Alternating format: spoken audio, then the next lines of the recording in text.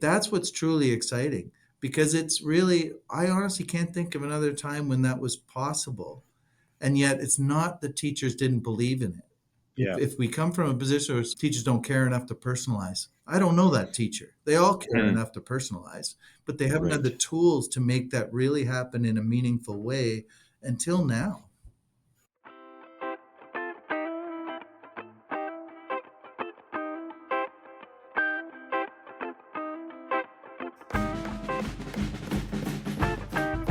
One of the best things about doing this podcast is that some guests I don't really know very much about, and I'm learning about them. Other guests I know a lot about them, and I'm trying to draw out specific conversations and ideas with them.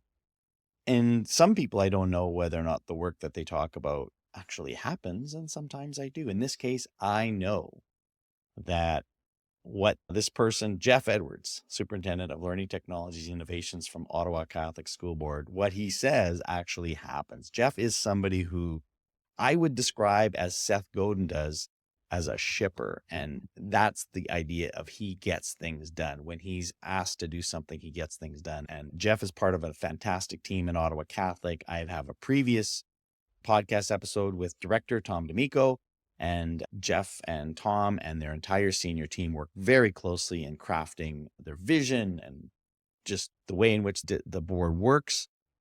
And Geoff specifically is tasked with making all of the work that they've done around generative AI a reality in the district.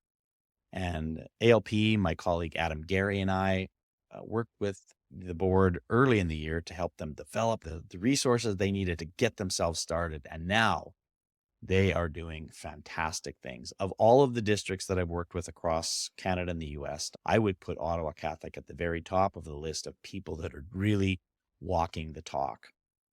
And just the way that they've thoughtfully been able to present this to teachers and are already seeing gains and really exciting things happening, and admitting that they're still early in the journey. They're still trying to figure it out, but they are doing the work. And I think you'll find that part of this conversation very inspiring and very useful in terms of understanding how this can and should probably work as an organization tries to figure out the thoughtful and purposeful use of generative AI, where the risks and possibilities are addressed constantly.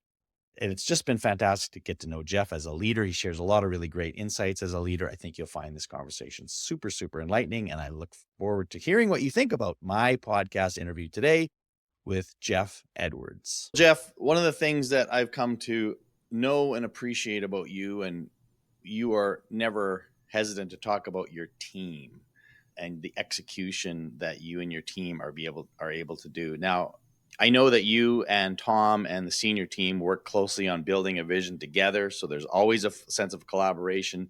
But even through that, it comes to you and your team around, especially with generative AI. I say, okay, Geoff, we've crafted this vision together. Now go make it happen.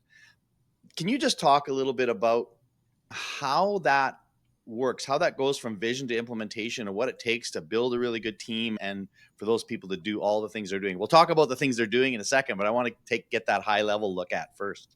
What's really interesting is we have done some work with other school boards who have talked about how they're going to get AI off the ground, or how they're going to scale technologies across the system.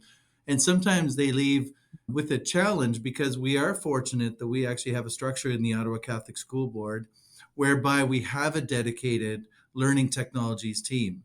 My portfolio extends to the pedagogical arm, but it also deals with the business side. So, cybersecurity, human resources, finance, acquisition of applications that are both academic and business.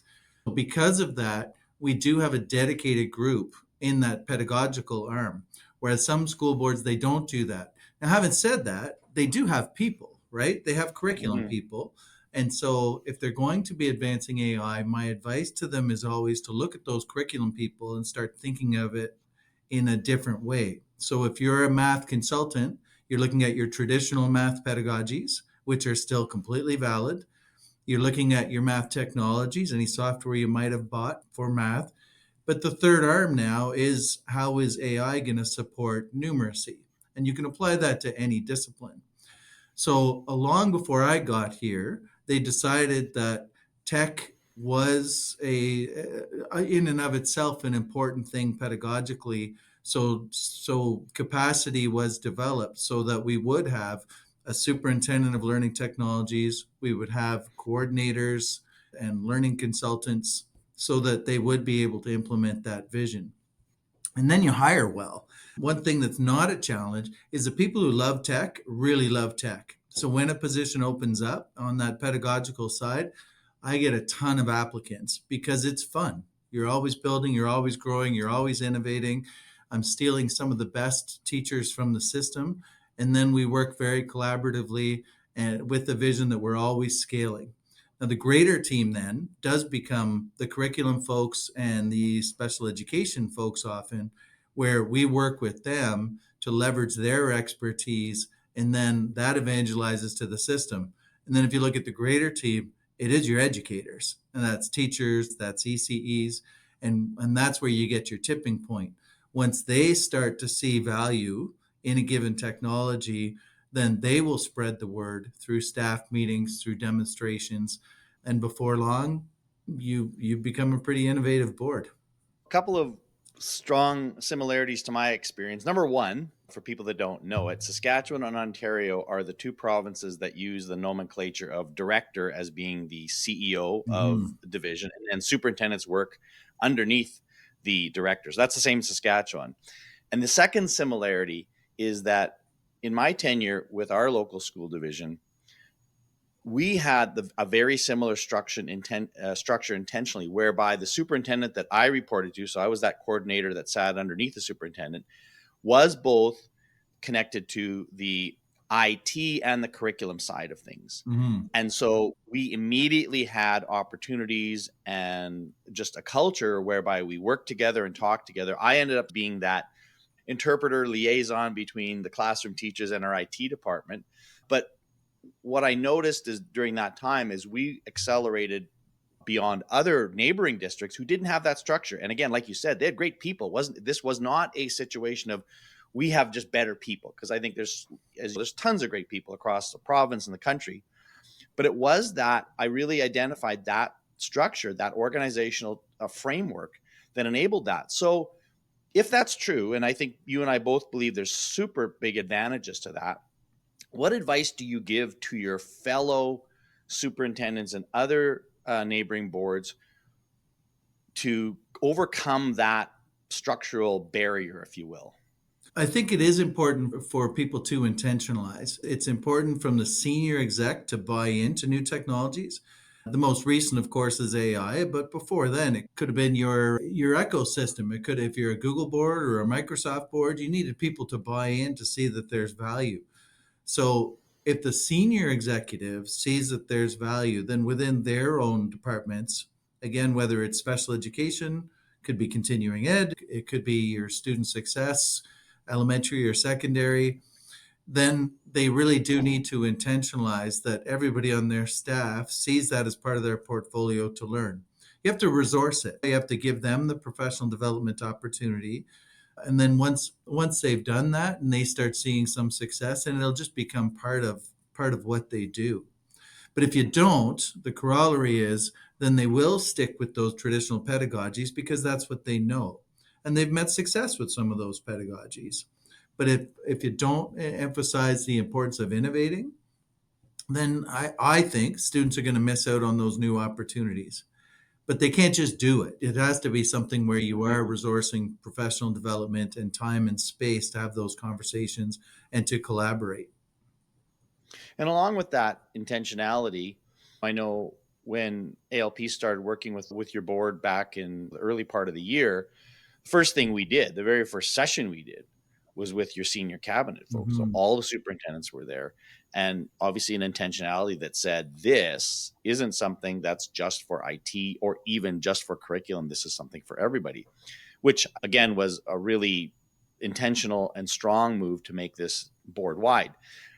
That said, how have you and your team continued to keep that in the fore of with that group? You said today you met as a council and you meet every Monday. How do you continue to talk? Like, what role does the Gen AI conversation play in those sort of regular connections that you have with your senior team?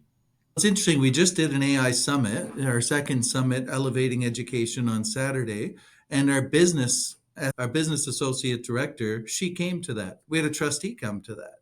So even on that next level with your governance structure, we've got them talking about it. Our director did a keynote, and all of these departments, they understand that this is a direction that we're going. Convincing isn't really an issue with our executive. They all do see the value because we taught them about AI literacy and those opportunities and what's happening in the rest of the world. So as soon as they saw that and the opportunities for students, particularly in terms of access to education for all different levels, whether it's learning challenges or translation or whatever, the buy-in wasn't really an issue. So they do give us a lot of trust, a lot of leeway in terms of working with their staff so that we can further the goals of AI within education. So there's two things I think about there of many that Ottawa Catholic has done that I think is exemplary, and things that I am always excited to show other boards that I work with. One is the work that you've done around guiding principles, and that's something that I'd like you to talk for a bit about why that's critical, and then the iterations that you've had with that. And then the second thing, more recently, is the use cases where you're now talking about this is not just guiding principles and overall values. This is practical stuff that people are doing, and maybe just even share a little bit of an overview of what the use case project was about and some of the early gains and wins that you've had from that. So yeah, talk about the guiding principles and the use case studies. Sure, it's a longer topic, but we worked with ALP way back when in order so we could develop some guiding principles. And the actual nuts and bolts of it is actually interesting because what we did was we took guiding principles from a number of different organizations. Could be from Google, could be from universities, could be from Microsoft. And we ran all of the AI guiding principles through a chatbot, came up with a summary, and then we went to work. So that was the 80%, was to gather and summarize various guiding principles. But then we had to choose ones that would speak to us and speak to our greater community. And we did that with membership from across the board, everything from teachers to the various departments, special education and curriculum services, all of those areas. And then we went to work and we figured out what should our guiding principles be. And so they're ours. Even though we amalgamated from a number, they are most definitely ours. And because we're a Catholic board, it also fit into our framework, especially when we're talking about providing access to students. So they include prioritizing the humane and ethical use. I've got them here with me because I knew you'd ask. Focus on education and learning. So you're talking about the pedagogy and focus on critical thinking, especially in light of things like bias, deep fakes, things like that. Championing equity and justice, and it's a lot of information about access with that. And then you get the more privacy related ones, which are super important, like being transparent. But when you're using AI, why you're using AI, because it's something teachers can be very concerned about. And then finally, safeguarding privacy, data, all your data governance, all of that. That has to be a guiding principle in order for the public to really trust that what we're doing is something that's not just good for students, but will also keep them safe.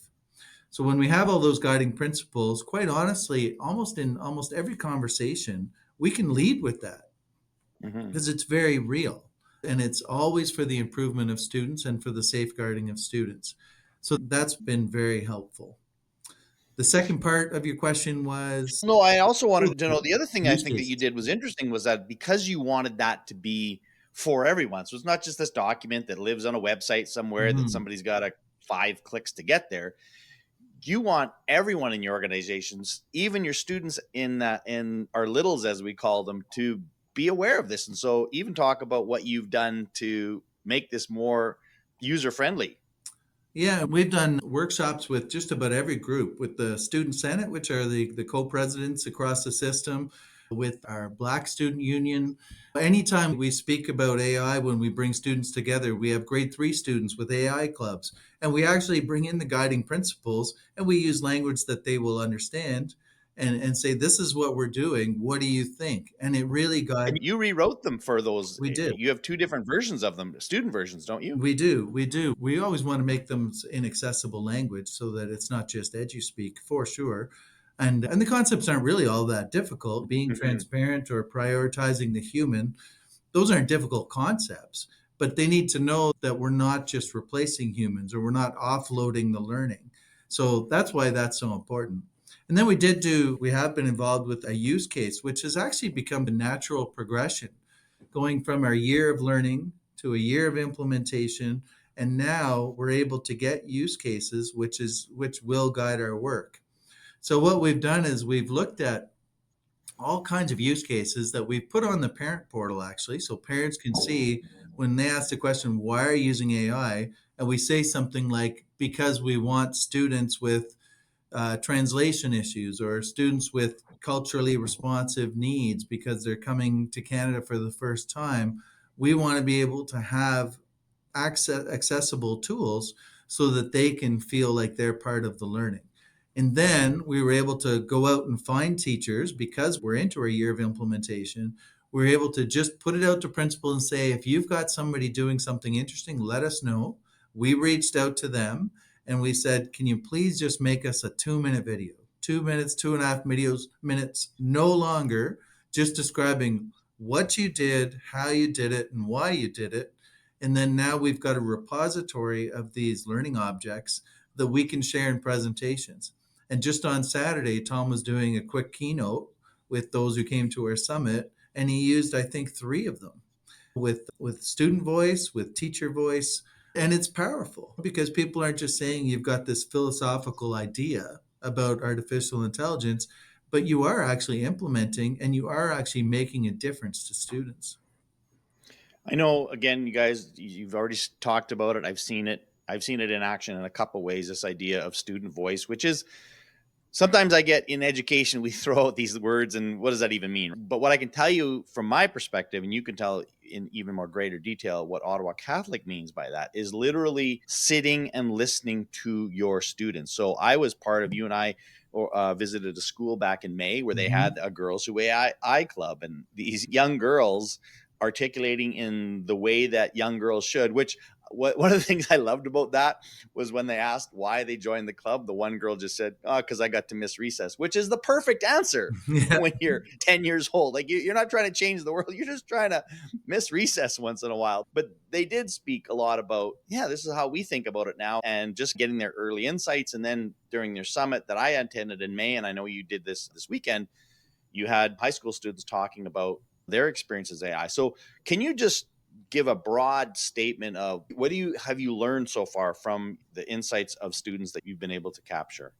Well, and you're right. It's not just high school students either. We had a group of grade 3 girls in the Girls Who AI over at St. Cecilia.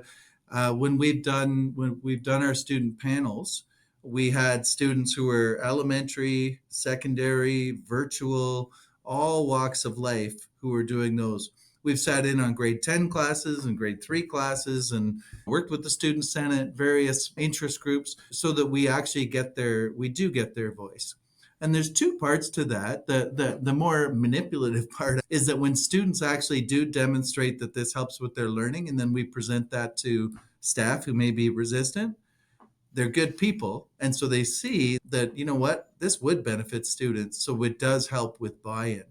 But the second part is we do actually care. The less manipulative part is we do actually care what they think and how it's impacting on their learning.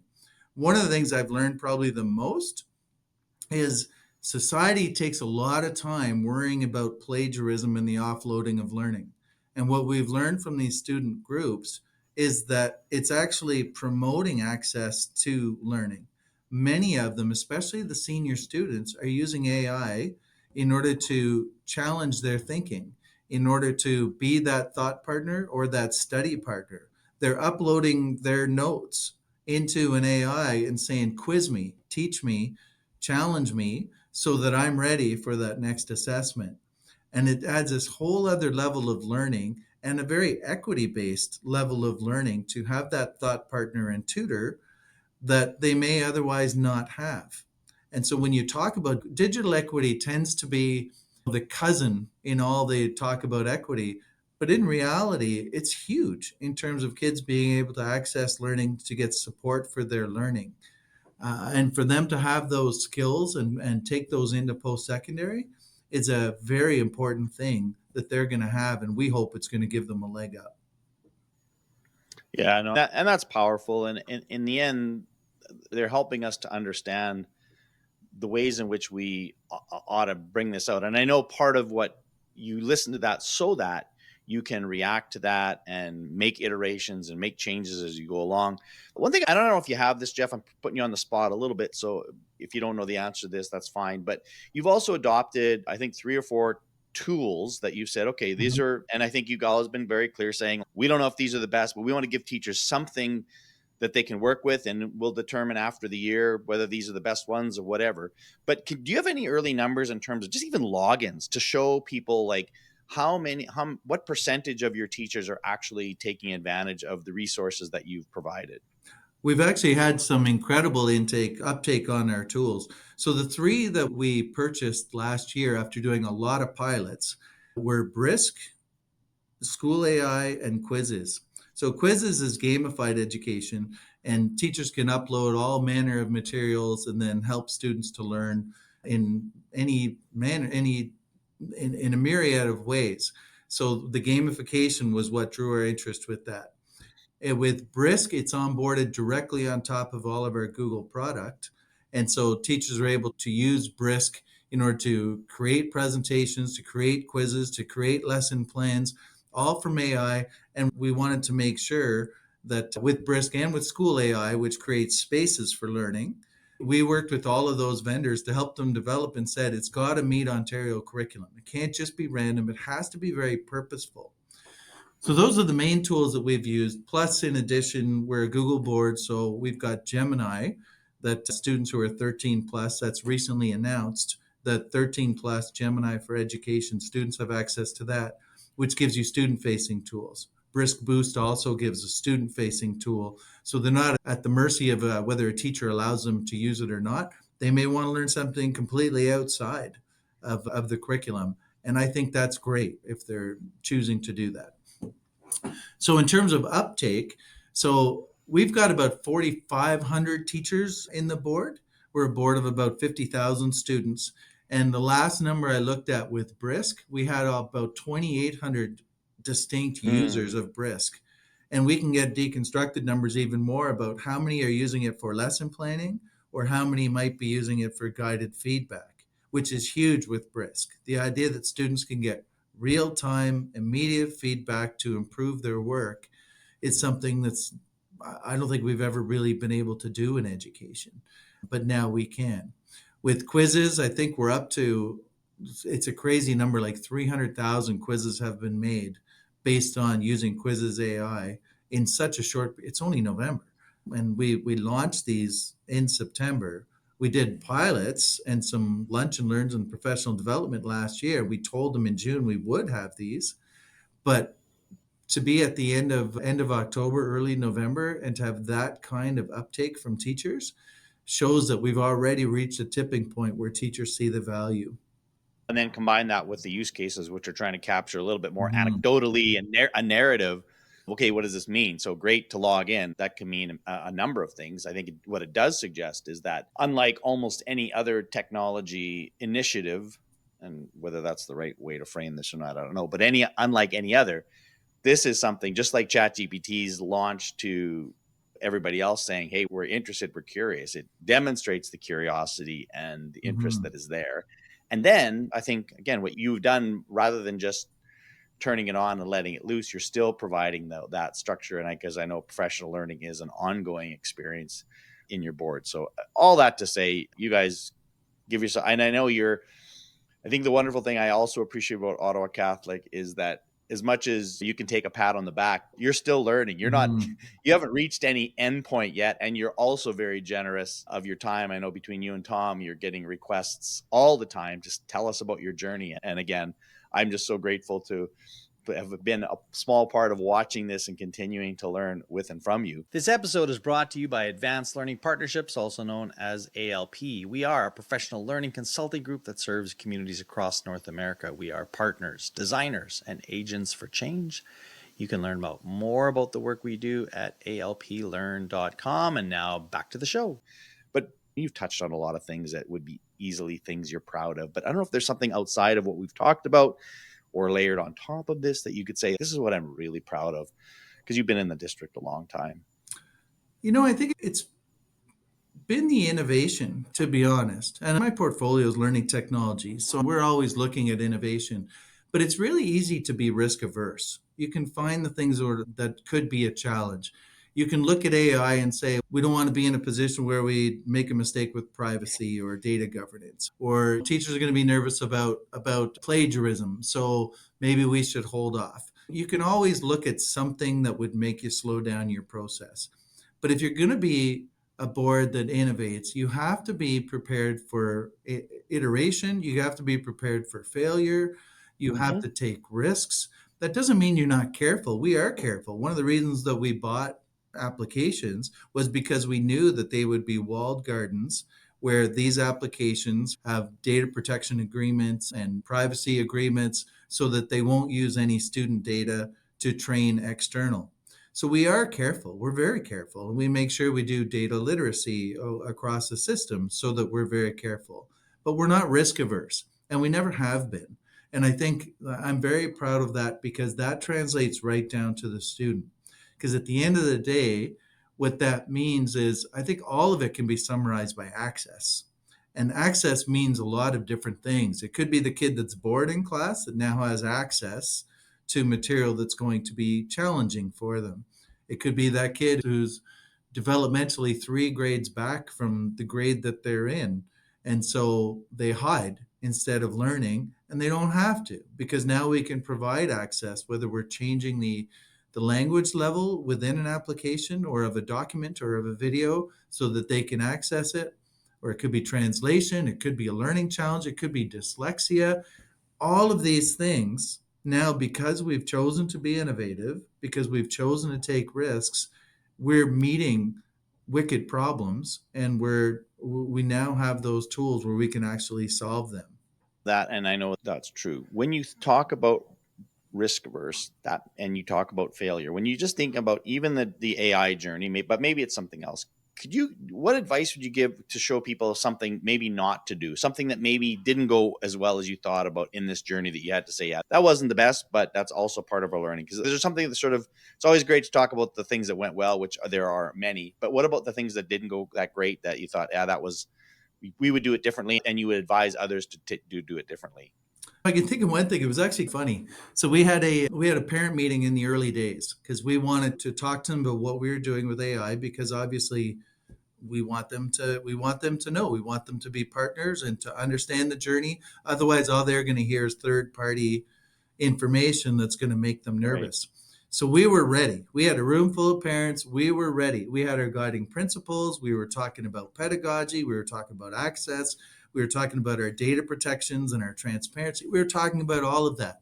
And they were on board, especially when it came to the capturing their heart in terms of students. But I remember a parent in the back saying, but what about just play? What about not being behind a computer?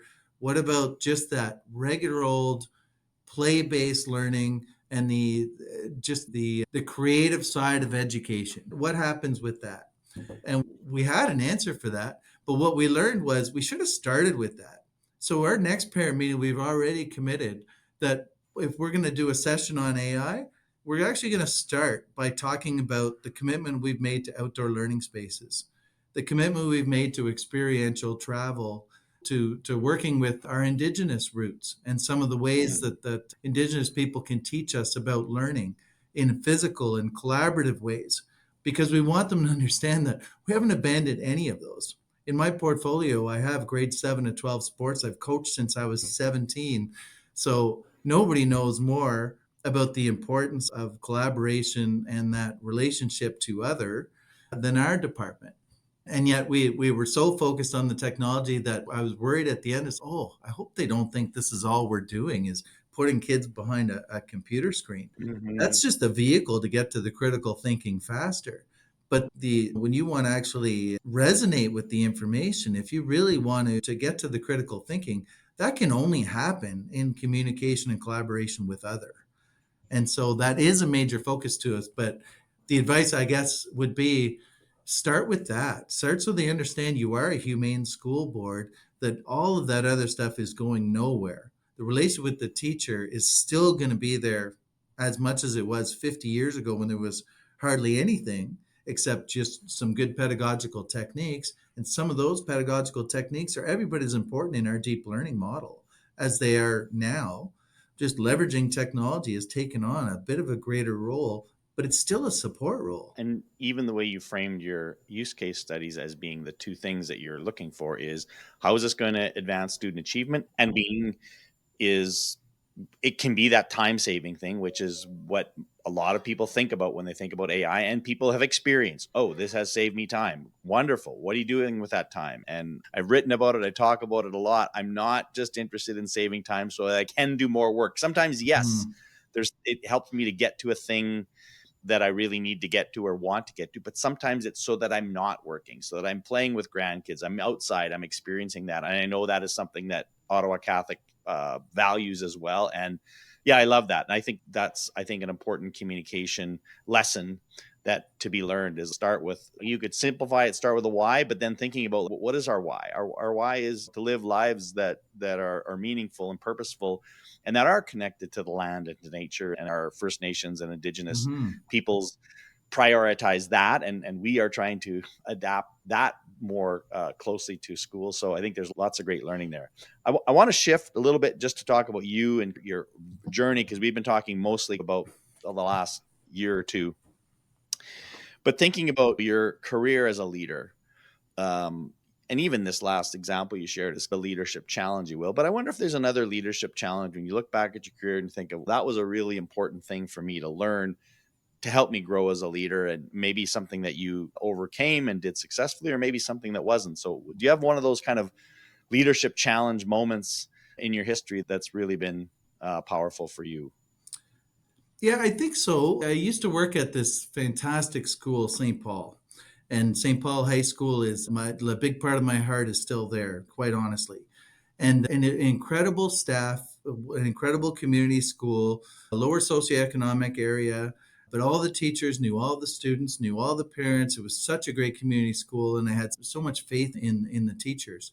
When I arrived there, it was when we were really moving towards a lot more Google, a lot more integration of technology, and I probably pushed too hard.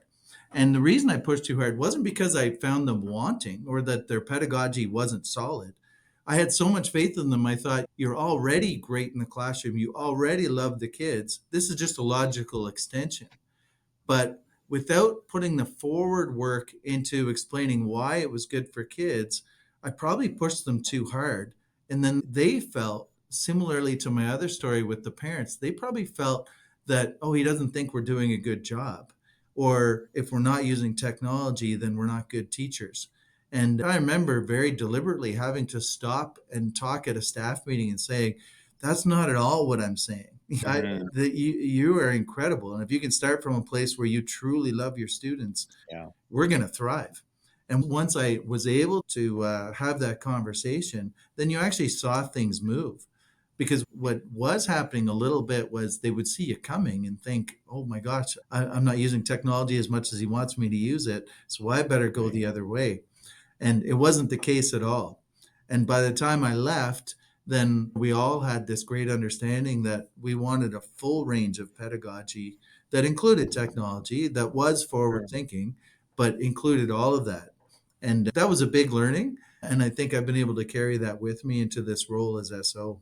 And it's a good reminder, I think, for all of us. I think whether you're thinking of yourself as a spouse or a parent or a teacher, whatever, leader, that it's almost impossible to over communicate our love and the value we have for those that we serve, right? We assume that people, well, and even the way you describe that, it's not like they didn't know that you cared about them, but you might have to do it more than you think, so that when you're saying something like that, it's perceived in the right way. And I'm continuing to learn that lesson, that the more you do that, then the easier that it is to work together and collaborate. Because it's not that people don't want to do it. Like, Mhm. there's lots of reasons. But again, the other thing that you and I both know is that teachers work incredibly hard. Their days are very full. And so by asking them to think about something different, even if it's really positive and great, it's still a cost benefit conversation because their days are already full. Mhm. So even if it's the best thing ever,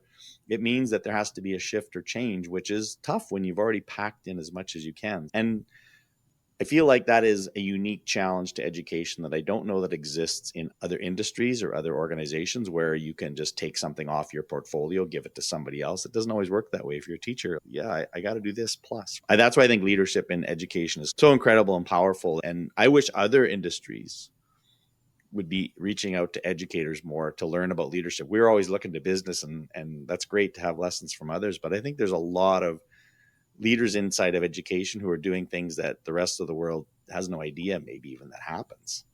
Yeah. No, and I think that's very true. And we're very fortunate with Tom because he does always lead with that, that we need to lead with empathy and with sympathy because we were teachers too, to understand that there's certain things in education that are wicked problems and there's a knowing doing gap. Saying that providing access to a student with a learning challenge is it's not debatable, right? Teachers believe it, they care about it, but the implementation, when you have 30 kids in front of you, and some might come from a different cultural background, somebody else might have a language issue, a few kids might not be grade appropriate because of learning challenges. You've got this myriad of kids in front of you, so it's glib to say, just personalize, just differentiate, Mm-hmm. just give them different tasks, just translate for this one, just do this for this one. And then the teacher is looking at you like you got three heads because it's like, you don't get it. You have no idea what I'm doing here. And we do. And so when you understand that those are wicked problems, that's not, there is a knowing doing gap. And that's what excites me the most about AI is Yeah. all of those wicked problems, things like proximal learning. That's not easy. But if you can use student facing tools and teacher facing tools in order to maintain those, like that's what's truly exciting because it's really, I honestly can't think of another time when that was possible. And yet it's not that teachers didn't believe in it. Yeah. If we come from a position where teachers don't care enough to personalize, I don't know that teacher. They all care Hmm. enough to personalize, but they haven't had Right. the tools to make that really happen in a meaningful way until now. No, and I'm with you, and it's why I'm excited about this work and why I'm taking those leadership lessons that you've described around. I really want teachers to embrace this so that those things can occur, but doing it in a way that's not forceful on them, or anyways they, because that, it's like anything else, they have to own it. They have to be the ones that say this is amazing. So how do you continue to create those conditions by which they can see that and will adopt it with Mhm. the support of the board? And again, Ottawa Catholic has been doing an outstanding job to Mhm. that end.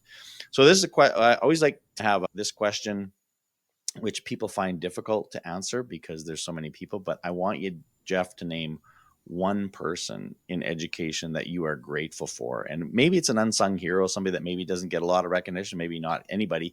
Also, somebody, bonus, if they might actually listen to this recording and hear them getting a little bit of a shout out. So you've had a lot of people in your life that have helped you along the way, no doubt. I want you to pick one of those people in education that you're grateful for today. Ooh, one person. I think my wife would be upset if I didn't choose her, but she's one of the best teachers I know, and she keeps me grounded because I'll discuss things with her, and she'll say, "I don't know, that's going to take. I don't know if that's going to work. You really need to think that one out." And she's incredibly dynamic, but that's probably cheating if I say my wife. We just had a presentation at the board from one of the single greatest teachers I know, a teacher named Ruth Boutel. And Ruth is just incredible. She was at St. Paul. She loves her students. She always wants to give them experiential learning opportunities. She's willing to be innovative, but also grounded in some regular pedagogies that students just respond when she speaks. And she's just able that every student that goes to her knows that on a very deep level, Ruth cares about them personally and intellectually. And if other teachers could have that gift, uh, it would just be an incredible educational system. That's a great shout out. And again, I like the equal sort of cheating that you gave is by giving your wife a shout out too, because I know what that's like too, having a wife that was in education that I could bounce ideas off, and she Mhm. was in the classroom, I was at the a board, and she'd say, that's not going to go over well. You need to reframe how you're positioning that. So it was great to have somebody on site. So it sounds like you have somebody similar that can tell you whether or not that's not going to work or not. But again, I love the other shout out to Ruth, and I hope she hears this one and understands that she's appreciated for the work she's done. All right. Home stretch here, Geoff. Last three questions, just fun, rapid fire ish. What are you either reading or listening to today for your own professional growth? You know what? I'm definitely a podcast guy. On the What do you way got? to work and home from work, I love listening to Freakonomics, the podcast. Mm-hmm. It's fascinating because its whole goal is to look at data and say, does that make sense? So that's where I get my critical thinking from. Nice, I I'm love it. I'm a little jaded from politics right now, so I'm trying to move away from too many political podcasts. And I'm an article guy. I like to read. I'm constantly flipping through educational leadership type articles or new pedagogies. Obviously, we're always reading about AI. We've got groups where we're sharing articles of anything that's new and interesting. It's very diverse, I guess. Is The Freakonomics one I really relate to because I like the idea of it. The data is very relevant to your work, but the topics are so random, right? He Mhm. can be talking about football one day, then politics, then car washes or what.